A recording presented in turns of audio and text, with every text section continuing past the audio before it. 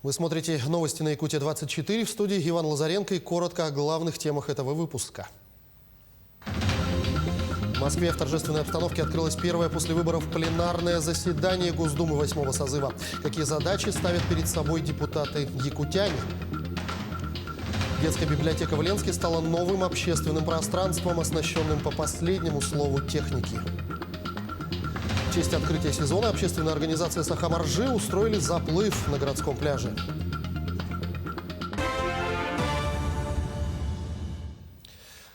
Дорожно-строительная компания «Рикавтодор» подвела итоги первого этапа реализации национального проекта «Производительность труда». Главная цель проекта – повышение эффективности производственного процесса. В достижении поставленной цели участникам нацпроекта оказывает адресную помощь некоммерческая организация «Федеральный центр компетенций». В текущем году «Рикавтодор» внедрил новую методику. Целью было выбрано увеличить объемы укладки асфальта до 1400 метров одной полосы за смену. По новой методике уже произвелось асфальтирование 16-километровой дороги от города Покровска до поселка Махсагалох. Составляем определенный план, график реализации мероприятий, что мы называем достижением целевого состояния. Это целевое состояние позволяет компании снижать время протекания процесса. В данном случае сейчас в Рикавтодоре это в промежутке от 20 до 30%. Повышать выработку, а именно производительность труда, она тоже оцифровывается. И снижать уровень незавершенного производства, который есть практически в любых производственных предприятиях. Сегодня провели такие промежуточные итоги того, что мы сократили, того, что у нас производительность будет повышаться. И строительный сезон сегодня уже заканчивается, поэтому мы проанализируем этой зимой все вот эти работы, которые у нас были произведены, то, что мы на практике это внедряли, и надеюсь, что и не только на базе Хангаласского филиала, у нас сегодня есть 5 филиалов. Следующий год мы будем конкретно внедрять то, что мы разрабатывали вот прямо на практике, на одном объекте, то это будет с следующего года на всех наших объектах, которые мы будем участвовать на конкурсах, где мы будем работать, она будет внедрена в наше производство. Президент России Владимир Путин предложил с 2022 года индексировать материнский капитал не по прогнозной, а по фактической инфляции. С такой инициативой глава государства выступил на встрече с депутатами Госдумы. Он подчеркнул, что средств в федеральном бюджете достаточно для реализации этих целей. По словам Владимира Путина, российская экономика в целом восстановилась до докризисного уровня, но проблем еще достаточно, и одна из них – это рост цен. Глава государства считает, что инфляция в 2021 году превысит прогнозный уровень в 5,8%, что сильно бьет по наименее обеспеченным группам населения. И на это нужно реагировать. Реконструкция аэропорта в поселке Белая гора Абыйского района идет по графику и завершится ровно через год. С ходом работы знакомился глава республики Айсен Николаев. Аэропорт в районном центре был построен в 1985 году. С тех пор ремонт проводили здесь несколько раз.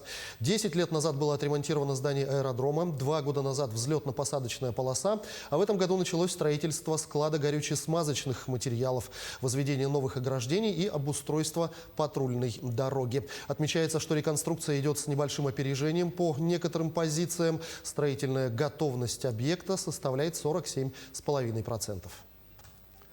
Перейдем к эпидобстановке. По данным регионального оперативного штаба, за минувшие сутки на территории республики зарегистрировали 263 новых случая заболевания коронавирусной инфекцией. В Якутске есть небольшое снижение, там 142 случая. По 11 заболевших зафиксировали в Мегино, Кангаласском и Намском районах, по 9 в Алданском и Усть-Алданском. 8 случаев обнаружили в Ленском районе, 7 в Амгинском. По 6 человек заболели в Мирнинском, Нерюнгринском, Тампонском, Хангаласском и Чурапчинском районах, 5 в Нижнеколымском. Еще в 11 районах от 1 до 4 выявленных случаев COVID-19. За сутки лаборатории республики провели 5300 исследований на коронавирусную инфекцию. Тем временем власти республики подготовили проект указа, определяющего порядок посещения общественных мест по предъявлению QR-кода о вакцинации против коронавируса. Об этом сообщила заместитель руководителя регионального оперштаба Ольга Балапкина в ходе брифинга об эпидситуации. Она напомнила, что проведение массовых мероприятий в республике запрещено, а учреждения культуры и развлекательные организации работают с 50% заполняемостью. В Москве в торжественной обстановке открылось первое после выборов пленарное заседание Госдумы 8-го созыва. Депутаты избрали спикера и распределили комитеты. Также народных избранников поприветствовал президент страны Владимир Путин. В этот раз в Нижней палате парламента 5 якутян. Они представляют различные фракции. Какие задачи они ставят перед собой, узнавал Максим Кардозу. Настоящий прорыв. 5 якутян в Государственной Думе. И это рекорд. Причем в Нижней палате парламента они представляют сразу 4 фракции. Среди них и Сардана Авксентьева от партии «Новые люди». Она будет работать в Комитете по региональной политике и местному самоуправлению. Ну, я думаю, что вы согласитесь, что это вполне отвечает тому опыту, который я наработала, работая в городе Якутске, поэтому полагаю, что буду полезна. То есть это больше внимания регионам для того, чтобы они могли развиваться. Это, безусловно, поддержка малого и среднего бизнеса. И сегодня один из вопросов, который мы задали, как раз о мерах поддержки малого и среднего бизнеса. Мы считаем, что это важно. И гражданские права, свобода, демократия, то все то, о чем мы говорили с нашими избирателями во время предвыборной кампании. Еще один новичок – это Петр Амосов от Коммунистической партии. Он будет работать в Комитете по транспорту и строительству. Будем интересы Якутии защищать. Это самое главное. Я не зря вошел в Комитет транспорта. Поэтому там связано со строительством мостов, автомобильных дорог, аэродромов. Да? Это вся полностью дорожная инфраструктура. Мы знаем, какая ситуация, поэтому будем помогать. В Комитете по бюджету и налогам продолжит работу и Галина Данчикова от «Единой России». В ближайшие 5 лет она намерена направить все силы на законотворческую деятельность в области улучшения условий жизни в арктических районах. Не буду оставлять без внимания те вопросы, которые обозначались жителями нашей республики, когда шла предвыборная кампания. А их было достаточно много, они связаны с разными сферами жизни. Это переселение граждан с аварийного жилья, это вопросы жилищно-коммунальной сферы, это вопросы энергетики. То есть те вопросы, которые ставили жители республики, мы сейчас все их саккумулируем. И, конечно, по каждому вопросу будем вырабатывать определенные решения. Первое пленарное заседание Госдумы было посвящено организационным моментам Нижней палаты парламента. Был выбран председатель, им остался Вячеслав Володин, а также вице-спикеры. Распределены места в комитетах. На днях депутаты приступят к обсуждению бюджета на 2022-2024 годы. Также предстоит рассмотреть в первом чтении законопроект о региональной власти, о добровольном техосмотре, о штрафах за жестокое обращение с животными и другие важные инициативы. Максим Кардозу, Джур Березкин, Москва.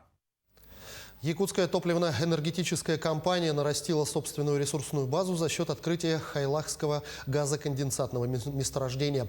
Запасы выросли до отметки 423,5 миллиарда кубометров газа и 26,5 миллионов тонн газового конденсата. Кроме того, по результатам выполненных работ уточнен структурный план месторождений компании.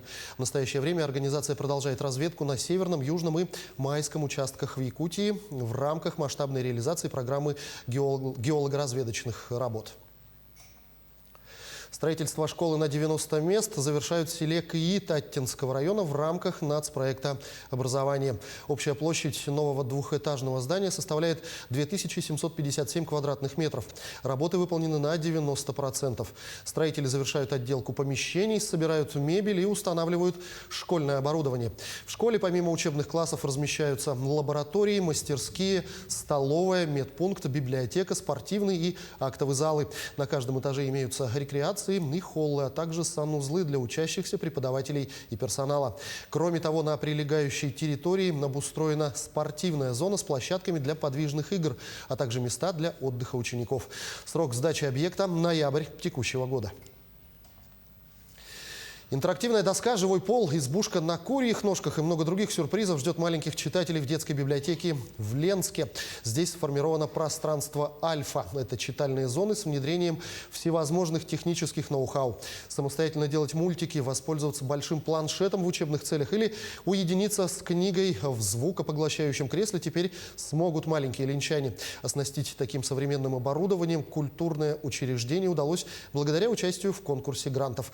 Всего выделено 1,5 миллиона рублей, 800 тысяч из республиканского бюджета, 160 тысяч из районного, остальные – это собственные средства. Детская библиотека в полном объеме освоила все финансовые средства, которые были выделены по этому гранту. Мы приобрели все, что хотели. Мы будем открытие проводить 28 октября. Но, к сожалению, план мероприятий на этот день у нас расписан в двух вариантах. Это онлайн и офлайн, потому что ситуация в городе сейчас не очень стабильная. И получится ли у нас собрать здесь в этот день детей, мы, к сожалению, не знаем. Поэтому, если до этого времени нам разрешат, и мы соберем деток, то мы это все откроем с красной ленточкой, со всеми презентациями. Дети смогут пощупать, потрогать, поиграть. Если же вдруг нет, тогда дети все это увидят через онлайн, но через какое-то время по одному, не группами, не массово, они смогут прийти. Несмотря на то, что купальный сезон для якутян уже давно закрыт, для якутских моржей он только начинается. Сильный ветер и температура, стремящаяся к нулю, любителям экстремального плавания не помеха. Вот и сегодня, в честь открытия сезона, общественная организация «Саха-Моржи» устроили заплыв на городском пляже. Перед заходом в реку зарядка и бег на месте, чтобы отогнать холод из организма и человек, чтобы был готов к резкой смене температурного режима. Сегодня в организации «Саха-Моржи» числится порядка 40 любителей холодной воды. Для многих из них такие купания – это уже образ жизни. А еще берег реки – это место общения за чашечкой горячего чая. Моржевание – это как тренировка иммунитета. То есть, получается, вот как раз-таки вот этими экстремальными условиями мы тренируем свой иммунитет. Тем самым еще вообще разгрузка организма. Потому что люди же разные же способы используют для того, чтобы разгрузиться. Мы моржуем вот в этом плане. И плюс еще спорт обязательно, наверное, да? Не только Обязательно разогрев нужен, да. Потому что для того, чтобы организм хорошо работал, все равно надо разогреться. Получается, окунаемся в воду и потом опять же разогреваться надо. Каждый день? Нет, я через день. Понедельник, среда, пятница. И к новостям спорта. Якутский футболист Артем Соколов в составе сборной России принял участие в международном товарищеском турнире в Хорватии, где выступил в каждом из матчей команды. Отечественная сборная после 2 побед и 1 ничьей завершила турнир на 1-м месте. Выступали сборные 4 стран – России, Хорватии, Болгарии и Швейцарии. Матчи проводились по круговой системе. В итоге сборная России вышла победительницей турнира, набрав 7 очков. В каждом из матчей на поле выходил футболист из Якутии Артем Соколов. А в игре с Болгарией он отыграл в качестве капитана сборной России. Турнир для команды проводился в качестве подготовительного этапа перед отборочным этапом чемпионата Европы, который стартует уже через месяц. Валентина Романова-Чискырай номинирована на лучшую актрису 14-го Asia Pacific Screen Awards. Премия является одной из престижных для стран Азиатско-Тихоокеанского региона, своего рода «Оскар Азии». Номинанты становятся членами Азиатско-Тихоокеанской киноакадемии. К этому часу пока все. Развитие событий в наших следующих выпусках.